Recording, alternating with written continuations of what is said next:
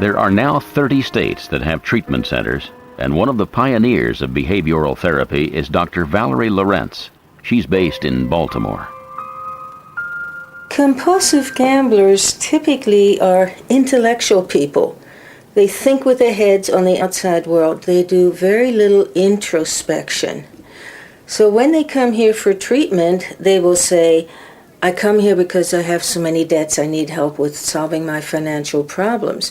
They don't even connect the gambling with the fact that the wife had an affair, or the fact that they were just diagnosed with cancer or some other kind of major emotional trauma. They don't make that connection.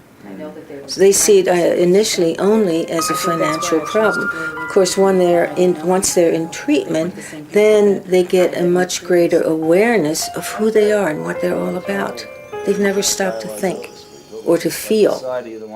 How my life changed after the first session was that I went back for a second session, and that's the key, I think, is that whenever anyone is talking to a problem gambler or compulsive gambler, that they want to come back a second time. And I did want to come back a second time. I wanted to learn more about what was happening to me. I wanted to learn more about me. And that made me feel better about me. It made it just a little bit easier for me to deal with the fact that I had done what I had done. And maybe I wasn't totally responsible for everything that I did.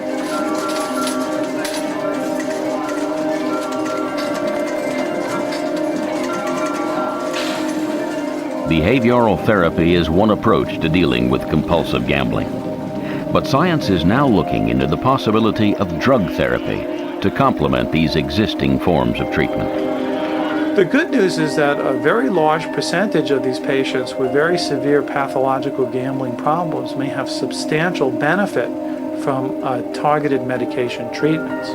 We believe that medication should be a very important component of the overall treatment approach, which may also include psychosocial or cognitive or behavioral treatments to get these people to unlearn some of the bad habits. Well, how did that play out this week? Because I assume you still had some urges to gamble. You were thinking about the gambling, and develop other behaviors that are more healthy in response to their thoughts and urges.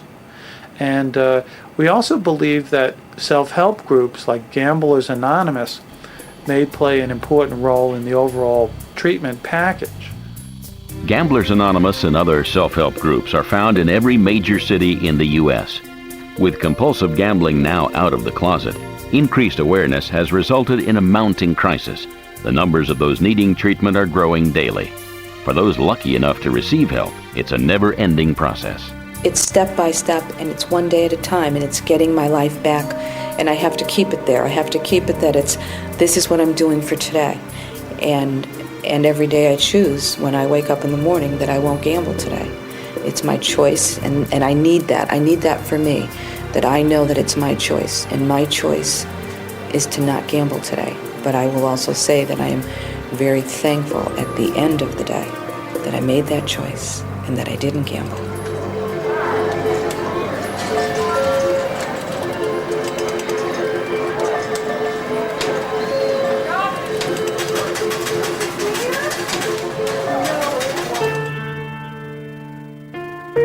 Some compulsive gamblers deal with their condition head-on.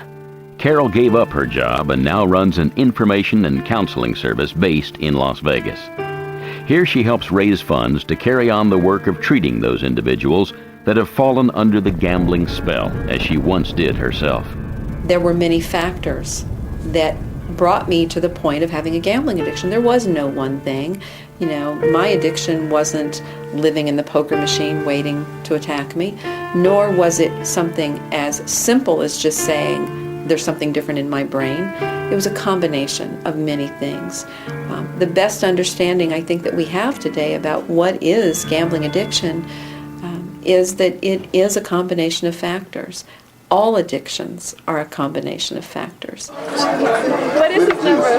32. Ironically, Nevada is the one state in the U.S. that does not fund any treatment program, although many of its casinos do contribute money. When you look at the history of gambling and legalized gambling in the United States, there have been sort of peaks and valleys over and over again. So there are times in our society, like now, when the society really encourages gambling as an important source of tax revenues.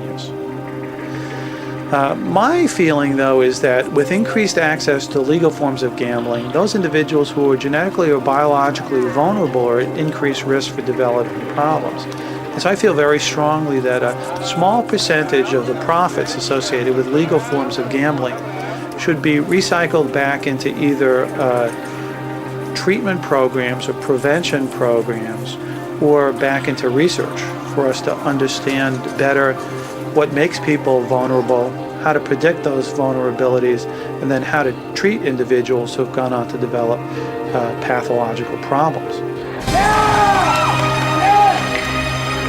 In 1988, there were only 2 states where gambling was permitted.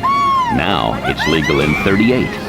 Over 95% of the population have a casino in their state. But the real danger for the future comes from the internet. With 1,800 sites already open, it is the fastest growing form of gambling in the world. An epidemic of compulsive gambling is being forecast. Drug therapies may be on the way, but it is those self-help groups which will remain the cornerstone of any treatment. I would never say that I'm cured. I would say, if anyone ever asked me that I'm a compulsive gambler, I choose to say that I'm a compulsive gambler in recovery. I was mentally, physically, emotionally bankrupt. The only thing I had left was to go home and take that bottle of pills. So for me, it was a pretty easy decision. I'm willing to do whatever these people tell me will work. And fortunately, these people were people just like me, but who hadn't gambled in periods of time ranging from 1 day to 20 years. And I had to believe, if these people can do what they're doing and live their lives and be happy, and they're not gambling, and they're living in Las Vegas too, it's worth a try. It was definitely worth a try. I think the best part of it for me was knowing that someone understood, knowing that when I walked out of his office that first night, it was like, I just felt like I could walk on air. I was just so elated and so, I'm gonna get help. And we talk about things that led me to my gambling, the loneliness, the anger, a lot of issues going on in my life that I didn't want to deal with. Fortunately, now I turned 40 and I'm gamble-free, but just things, emotions and stuff that I didn't know were going on that were making me go there. He's helping me to see them, and he's helping me to live life on life's terms. I mean, I don't wake up every morning like Mary Sunshine, and every day isn't perfect, but I know how to deal with my anger and my disappointments and my sadness and my things that go on in life. I'm dealing with them. I'm not running from them. I had a sizable retirement account, and over a period of about 4 years, it was gone. Not until it was gone did I realize that there was a problem. The problem is not me dropping quarters in a machine. The problem is me not wanting to deal with Roger and finding any means necessary to destroy myself. And what I had to do was work on me and make changes in me. And when I make changes in me for the better, life seems to be pretty good. Out of the $60 billion profit made each year by the gambling industry, only a minuscule amount ever finds its way back to treatment for compulsive gamblers.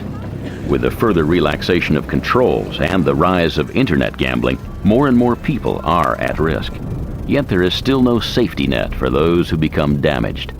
This hidden time bomb of compulsive gambling could be set to explode with devastating consequences.